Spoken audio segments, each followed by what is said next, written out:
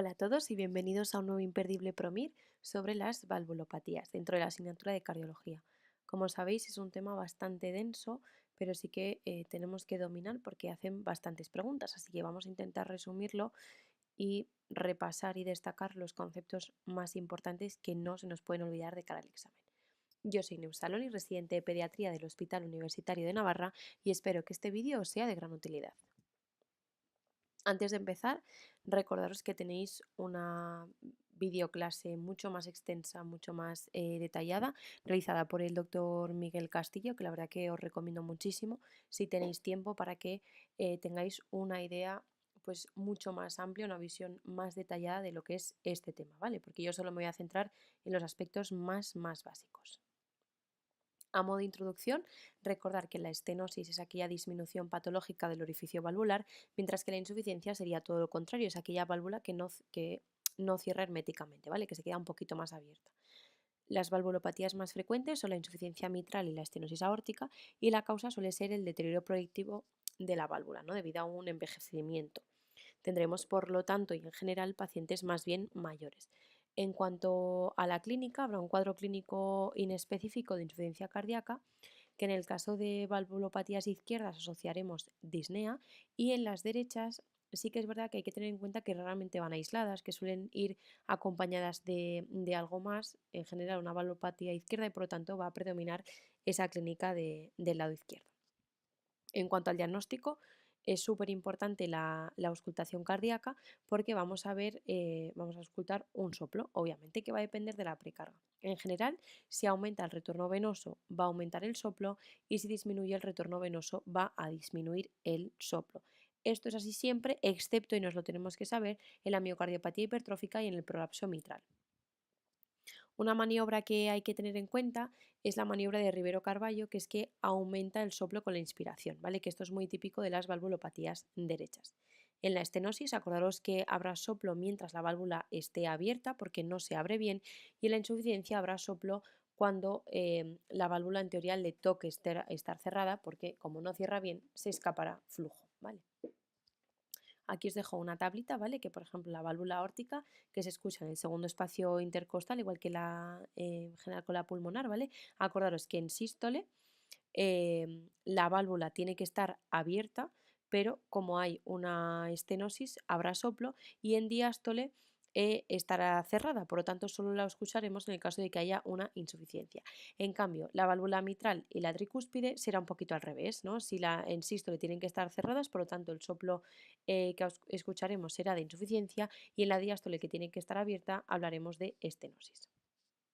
Aparte de la auscultación cardíaca, tendremos que realizar un ecocardio, que va a ser de elección, que puede ser transtorácico, que es lo más frecuente, pero sí que optaremos por una ventana transesofágica en el caso de que haya mala ventana, para valorar la reparabilidad, cuando haya una sospecha de endocarditis, etc. La coronariografía puede realizarse mediante angiotac o mediante cateterismo, ¿vale? Suele realizarse previa cirugía valvular para descartar una enfermedad coronaria asociada, ¿vale? Esta prueba podría ser omitible en caso de mujeres premenopáusicas, es decir, jóvenes, y varones menores de 40 años, em, que no tengan factores de riesgo cardiovascular y sin datos de angina.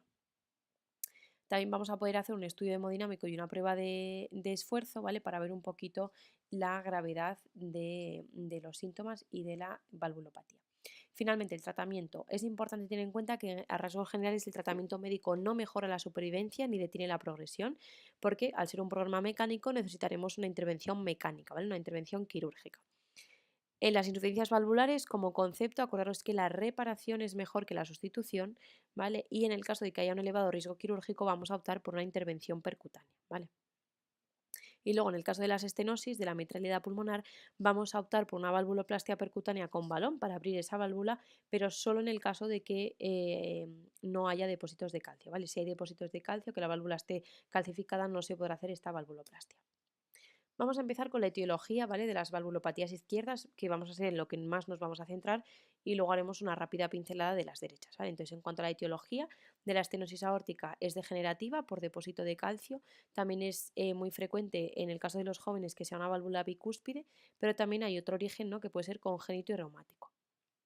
En cambio, en la insuficiencia aórtica encontraremos una dilatación idiopática de raíz aórtica, que sería lo más frecuente, sobre todo asociado a envejecimiento a un síndrome de Marfan, y luego también, aunque no es tan frecuente, enfermedades primarias de la válvula, ya sea de causa degenerativa, de que sea una válvula bicúspide, un prolapso o de patología reumática. Si vamos a la insuficiencia mitral, la causa más frecuente también es la degenerativa, pero también puede ser secundaria a una cardiopatía isquémica o una miocardiopatía dilatada, ¿vale? ¿Esto por qué es así? Pues que porque el remodelado del ventrículo izquierdo impide un correcto cierre valvular. Y luego, finalmente, de la estenosis mitral sí que nos tenemos que acordar que la causa más frecuente es la patología reumática. En cuanto a la fisiopatología, en la estenosis aórtica lo que vamos a ver es que cada vez necesita un mayor esfuerzo para bombear sangre, ¿no? Para que salga y supere ese stop que tenemos a la salida del corazón, y lo que va a hacer es una sobrecarga de presión que va a ocasionar una hipertrofia ventricular izquierda. En la insuficiencia aórtica vamos a encontrar que esa sangre que ha salido hacia la aorta vuelve hacia el ventrículo izquierdo, por lo tanto lo que vamos a tener es una sobrecarga de volumen. En el caso de que sea agudo, debido a una endocarditis o una disección, vamos a tener un edema agudo de pulmón con un shock cardiogénico. En cambio, en el crónico, lo que vamos a tener es un remodelado que va a generar una hipertrofia excéntrica con un aumento de la tensión arterial sistólica y una disminución de la tensión arterial diastólica. En la insuficiencia mitral podemos tener un cuadro agudo, por lo mismo, ¿no? Endocarditis o ruptura del músculo papilar, que también se va a ocasionar un edema agudo de pulmón y shock cardiogénico. Y en el crónico lo que vamos a ver es que hay una sobrecarga de volumen tanto en la aurícula, ¿no? Porque vuelve hacia atrás, y del propio ventrículo porque vuelve a pasar hacia el ventrículo, con lo que se genera una hipertrofia excéntrica. Y en la estenosis mitral también vamos a tener un aumento de la presión, pero solo en la aurícula izquierda, que lo que va a hacer es un incremento progresivo retrógrado hacia el circuito pulmonar y ocasionando una dilatación auricular. En cuanto a la clínica, importante que en general suelen mantenerse asintomáticos durante muchos años, especialmente, ¿no? Si es algo crónico, obviamente, pero en la estenosis aórtica destacar esa disnea de esfuerzo con una disfunción diastólica, con un aumento retrógrado de las presiones en los capilares pulmonares, ya que como la sangre no puede salir, lo que va a hacer, ¿no? Es hacer un aumento retrógrado. Y además van a asociar síncopes y anginas de esfuerzo, ya que no se cubren las necesidades basales. En la insuficiencia aórtica sí que puede ir asociada a una insuficiencia cardíaca y palpitaciones, dolor torácico, angina, que suele ser también nocturna. Esto es muy característico por la bradicardia del sueño, ¿vale? Por lo tanto, se queda sin flujo. En la insuficiencia mitral, lo que sí que también encontraremos es una insuficiencia cardíaca, pero lo típico es esa fibrilación auricular debido a la dilatación auricular. Y finalmente, en la estenosis mitral lo que vamos a ver es una disnea de esfuerzo que va a evolucionar a una hipertensión pulmonar, y además esa dilatación de la aurícula izquierda que habíamos comentado anteriormente, igual que la insuficiencia mitral, va a generar una fibrilación auricular. Además, en el caso de que crezca mucho esa aurícula, puede haber una disfagia y una disfonía por compresión de estructuras vecinas. Tiene alto riesgo trombótico, por eso de la fibrilación auricular, y tiene mala tolerancia a la taquicardia. En cuanto al diagnóstico, si hablamos solo de exploración física, en la estenosis aórtica vamos a encontrar un pulso parvus et tardus, es decir, débil y retrasado, con un soplo sistólico eyectivo y áspero en el segundo espacio intercostal derecho que irradia la carótida, que además es tan fuerte que atenúa el segundo ruido. En la insuficiencia aórtica vamos a encontrar esa presión diferencial elevada porque aumentaba la sistólica y bajaba la diastólica con un pulso amplio. Vamos a encontrar un soplo diastólico en el segundo espacio intercostal de forma precoz, ¿vale? Y de alta frecuencia. Y además es muy característico el soplo de Austin Flint. En la insuficiencia mitral el primer tono va a estar disminuido y el segundo tono desdoblado, ¿vale? Porque esa válvula que no cierra bien. Hay una presencia de tercer ruido por un llenado rápido del ventrículo izquierdo, y el soplo va a ser holosistólico de alta frecuencia en ápex irradiado a la axila, con un pulso normal. Finalmente, la estenosis mitral, el soplo es mesodiastólico de baja frecuencia, o sea, va al contrario que la insuficiencia mitral, con un pulso yugular con unas ondas prominentes, y el pulso arterial sí que está disminuido, y lo más característico es ese chasquido de apertura, ¿vale? Con ese primer ruido fuerte. En cuanto al ecocardiograma, ya sabéis que es la prueba de elección, que además nos ayuda a estimar la gravedad según, ¿no? el defecto de la válvula y el gradiente. Entonces, en la estenosis aórtica hablaremos de que es grave cuando el área valvular sea de menor de 1 cm² y un gradiente por encima de 40. ¿Vale? Luego, en la insuficiencia aórtica sí que vamos a tener que asociar una resonancia cardíaca y el TAC para valorar otros defectos y en la estenosis mitral, aquí el área valvular por debajo de 1,5 sí que consideraríamos que es un defecto grave y además también nos ayuda a valorar la morfología valvular, ¿vale? Que acordaros que como una de las técnicas de tratamiento era la valvuloplastia percutánea con balón, si no hay depósito de calcio, nos va a ayudar mucho a valorar si realmente es una válvula compatible para este procedimiento o no. En cuanto al tratamiento, acordaros que el tratamiento médico solo es sintomático, ¿vale? Que no mejora la supervivencia ni frena la progresión. Entonces vamos a utilizarlo solo, en general, si es con los síntomas, ¿no?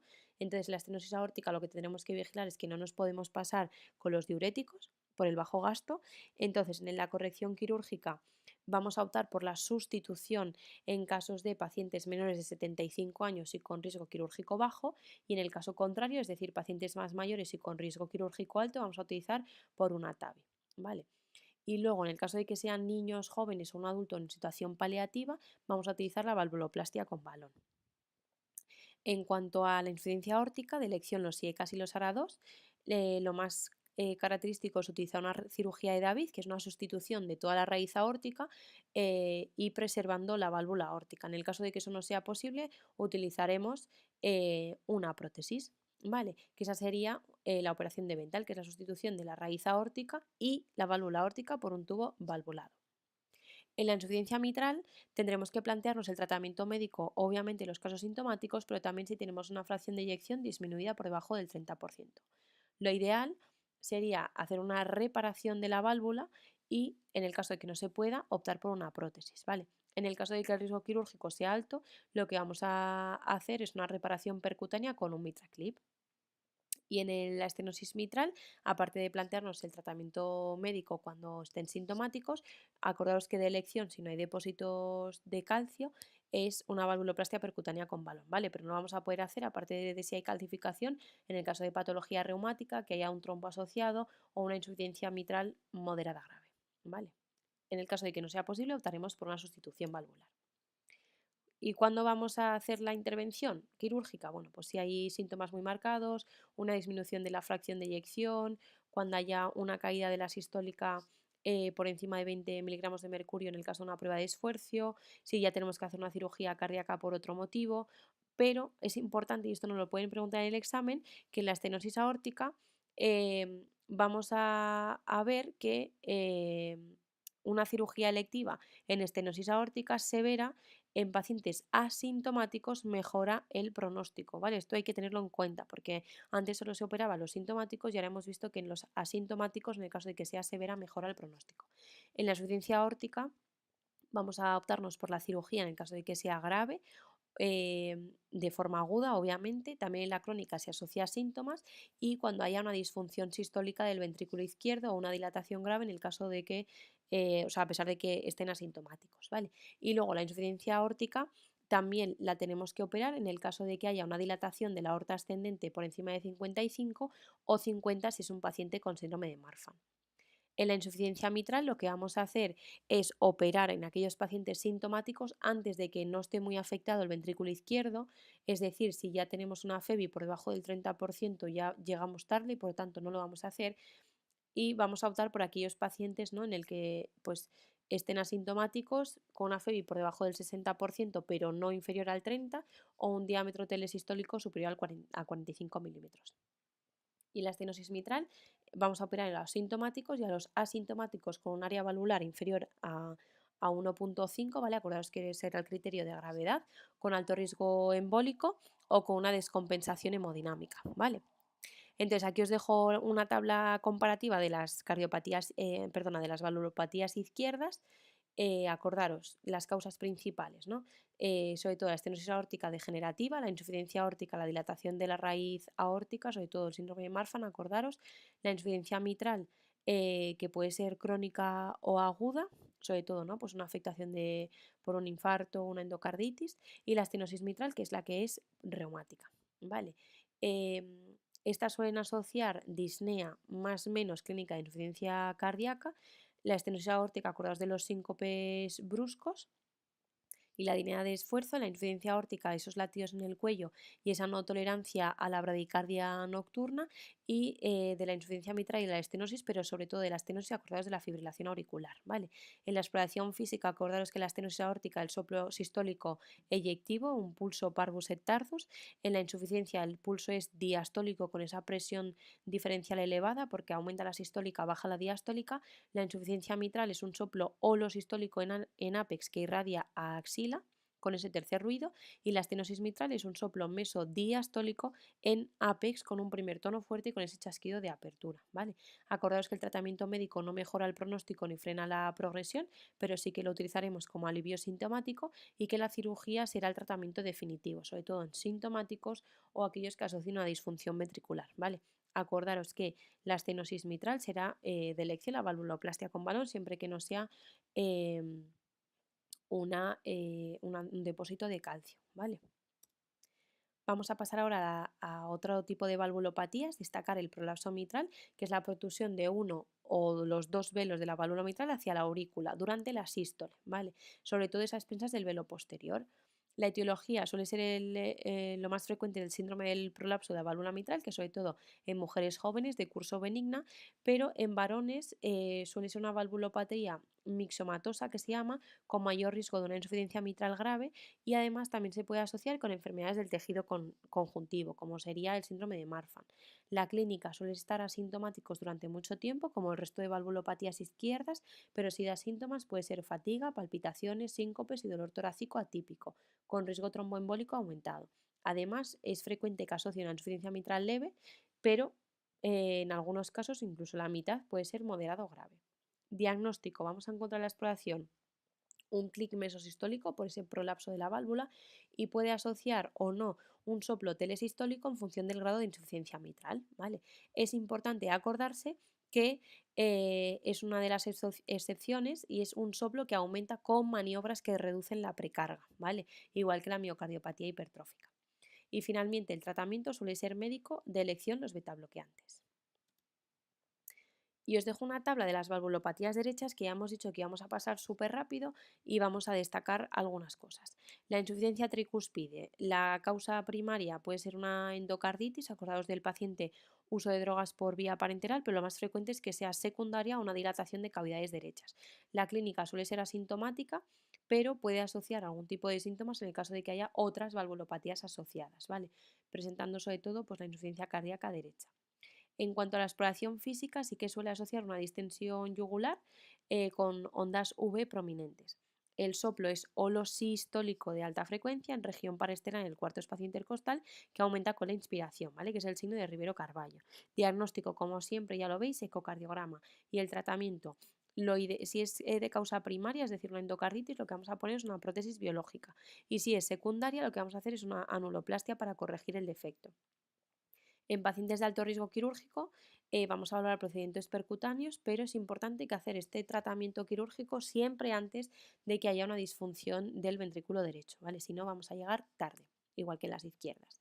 En la estenosis tricúspide, la más frecuente es la etiología reumática, y la clínica suele ser por esas valvulopatías asociadas, sobre todo la estenosis mitral, que también acordaros que era de enfermedad reumática, y puede asociar ciertos síntomas de insuficiencia cardíaca derecha.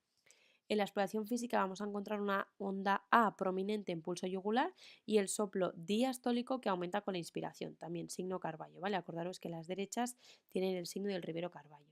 Y aquí lo que vamos a optar por un tratamiento quirúrgico con sustitución valvular por una prótesis.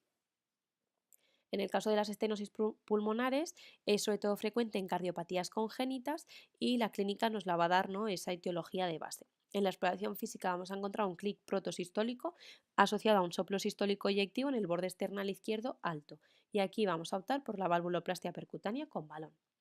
Y en la insuficiencia pulmonar lo que vamos a encontrar es que normalmente está causado por una dilatación del anillo valvular secundaria a una hipertensión pulmonar. La clínica la va a dar la propia hipertensión pulmonar, es decir, una insuficiencia cardíaca derecha, pero la insuficiencia per se nos suele dar más sintomatología.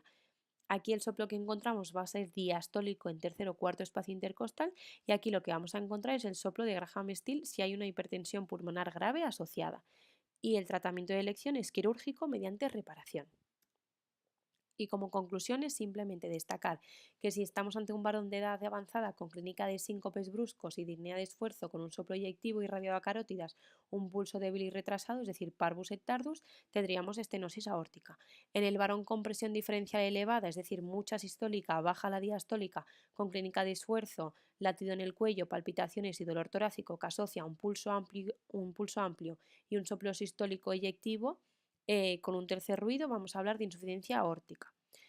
En el caso de que sea una mujer con clínica de insuficiencia cardíaca con soplo holosistólico en ápex que irradia axila y un tercer ruido, una insuficiencia mitral. Y en el caso de que sea una mujer de edad avanzada con antecedentes de fiebre reumática en la infancia con disnea progresiva, con un soplo diastólico de baja frecuencia, un ritmo irregular con un primer tono fuerte y un chasquido de apertura, estaríamos ante un caso de estenosis mitral. Y hasta aquí este vídeo. Sé que he ido súper rápido, pero bueno, espero que sobre todo las tablas comparativas os ayuden a memorizar este tema tan farragoso. Muchísimo ánimo y nos vemos en el siguiente imperdible.